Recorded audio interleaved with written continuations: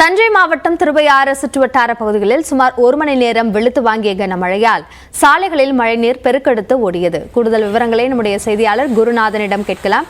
குருநாதன், இப்போ திருவையாறுல மழையோட தீவிரம் எந்த அளவுக்கு இருந்தது? தண்ணீர் ஓடக்கூடிய சூழல் இருக்கக்கூடிய அளவுல இந்த மழையோட தொடர்ச்சி இன்னமும் இருக்கும் அப்படின்னு சொல்லியிருக்காங்களா? அபிநயா, கடந்த சில நாட்களாகவே தஞ்சாவூர் மாவட்டத்தில் வெயில் கடுமையாக இருந்தது. குறிப்பாக 100 டிகிரிக்கு மேல் வெயில் பதிவானதால் மக்களின் இயல்பு வாழ்க்கை முற்றிலுமே பாதிக்கப்பட்டது. இந்த நிலையில்தான் இன்று காலை தஞ்சாவூர் மாவட்டத்தில், அதாவது கும்பகோணம், நாச்சியார் கோயில், பாபநாசம், ஐயம்பேட்டை உள்ளிட்ட பல்வேறு பகுதிகளில் சாரல் மழை பெய்து நின்று மீண்டும் வெயில் அடிக்க தொடங்கியது. ஆனால் இந்த திருவையாறு சுற்றுவட்டார பகுதியில் மட்டுமே சுமார் 1 மணி நேரம் என்பது 1 மணி நேரத்துக்கு மேலாக கனமழை வெளுத்து வாங்கியது. இதனால் சாலைகளில் மழை நீர் பெருக்கெடுத்து ஓடியது.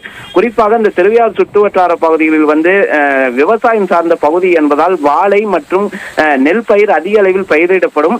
கடந்த காலங்களில் இந்த வெயிலின் தாக்கத்தால் வாழை விவசாயிகள் கருகும் நிலை ஏற்பட்டு மகசூல் பாதிக்கப்பட்டுள்ளதாக விவசாயிகள் தொடர்ந்து புகார் கூறி வந்தனர். மேலும் கோடை சாகுபடிக்கு தண்ணீர் இன்றி மேலும் மும்மனை மின்சாரமும் கிடைக்காததால் கோடை சாகுபடி என்பது கருகும் நிலை ஏற்பட்டுள்ளது.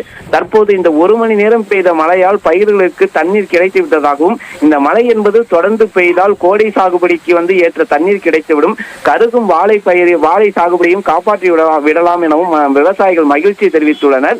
மறுபுறம் வெயிலின் தாக்கத்தை தாக்க முடியாத பொதுமக்களுக்கு வெப்பம் தணிந்து ஒரு குளிர்ச்சியான சூழல் நிலவியதால் பொதுமக்களும் மகிழ்ச்சி அடைந்துள்ளனர். அபிநயா, திருவையாறில் பெய்து வரும் மழை குறித்த விரிவான விவரங்களுக்கு நன்றி குருநாதன்.